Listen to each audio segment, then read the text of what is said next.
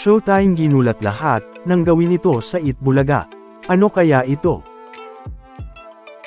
Lakas ng Itbulaga, nangingibabaw pa rin, at ramdam na ramdam ng dalawang TV stations. Mga pakulo ng kalaban, hindi pa rin pala sapat para matapatan ang lakas ng Itbulaga. The Bark Ads Main Mendoza, balik Itbulaga na.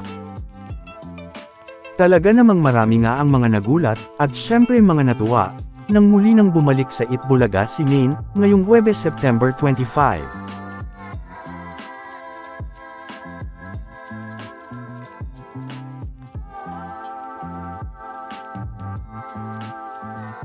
Matatandaang, pagkatapos ng sugod campus ng Itbulaga sa Bataan, kung saan ay kasama din si Main, ay matatandaang ilang araw ding nagpahinga si Main sa Itbulaga, at nagpahinga din nga ito sa social media, dahil nga sa mga walang tigil na pambabash at pagbabanta sa kanya.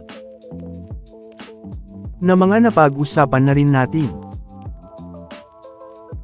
Pero, ngayong Huwebes nga September 25, ay nagbalik na nga ulit si Main sa Itbulaga, at muli nga itong napanood sa EB stage, para muling magpasaya.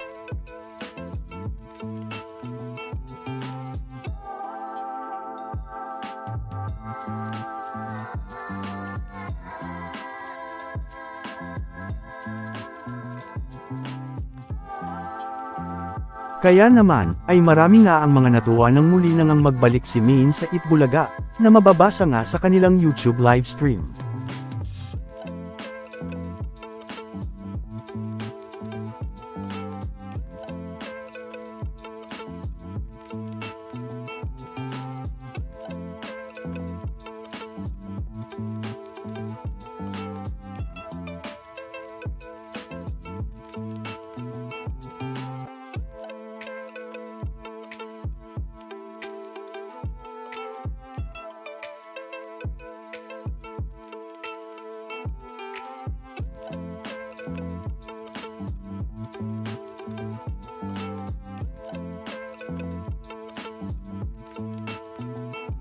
Samantala, isa na naman ng patunay ng lakas ng Itbulaga, ang nasaksihan ng marami, matapos ang ilang araw na maramdaman ang lakas ng Itbulaga, at ang pilit naman na paghabol ng Showtime dito, na naging dahilan nga ng bigla din ng paglakas ng Showtime, pero, hindi pa rin nga ito sapat.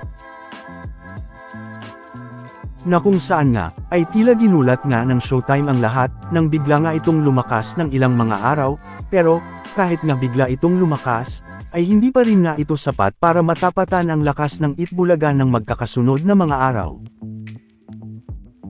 Sa katunayan nga, ay noong Lunes September 22, 2025, ay biglang ang lumakas ang Showtime, at biglang dumami ang mga nanonood sa YouTube livestream ng Showtime, na kung saan nga, ay makikita ngang umabot nga ng mahigit 112K, ang dami ng nanood sa YouTube livestream ng Showtime noong Lunes September 22.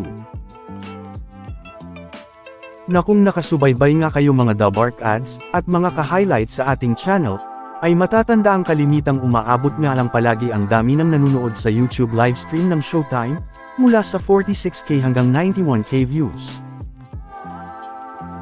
Pero, noong Lunes nga, ay bigla nga itong tumaas at biglang lumakas, at umabot pa nga ng mahigit 112K ang dami ng nanood dito. Pero syempre, kahit nga biglang dumami at tumaas ang bilang ng mga nanood sa YouTube livestream ng Showtime noong Lunes, ay hindi pa rin nga ito sapat para matapatan ang lakas ng Itbulaga, dahil noong Lunes din September 22, ay umabot naman ng mahigit 146K, ang dami ng nanood sa YouTube livestream ng Itbulaga sa kaparehong oras. Na makikita ngang mas mataas, at mas marami pa rin nga ang dami ng nanood sa YouTube livestream ng Itbulaga, na umabot ng mahigit 146K, kung ikukumpara nga sa Showtime, na umabot naman ng mahigit 112K. Welcome back mga ka-highlights.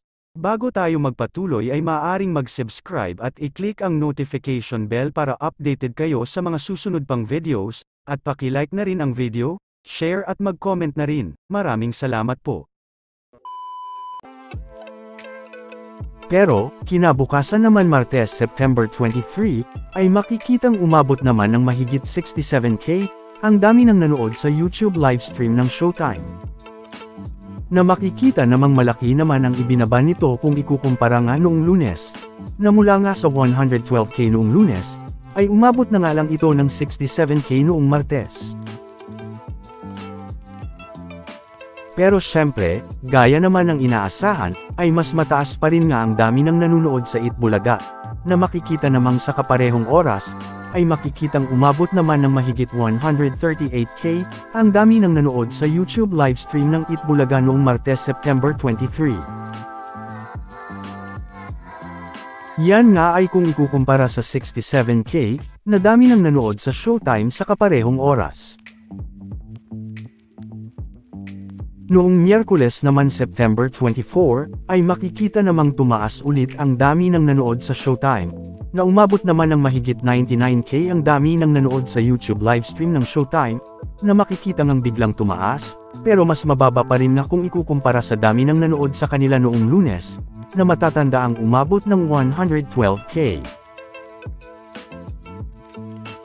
At makikita namang sa kaparehong oras, ay kahit nga bigla ulit tumaas ang dami ng nanonood sa YouTube livestream ng Showtime, na umabot nga ng 99k, ay makikita ngang hindi pa rin nga ito sapat para muling matapatan ang lakas ng Itbulaga, dahil sa kaparehong oras nga, ay umabot naman ng mahigit 139k ang dami ng nanood sa YouTube livestream ng Itbulaga, na syempre, ay lamang na lamang pa rin nga ito kung ikukumpara sa 99k ng Showtime.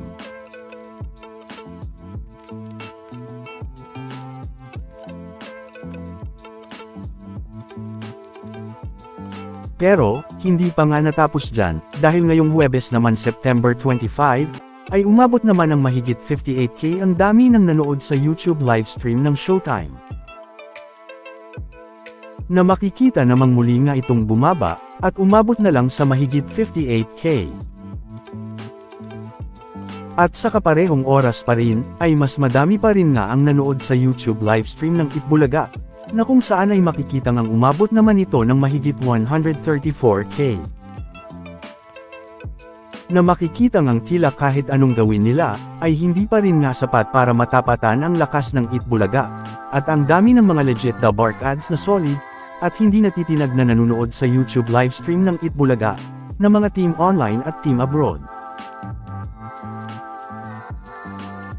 Samantala, ano naman ang mga masasabi nyo patungkol sa mga napag-usapan natin sa video na ito?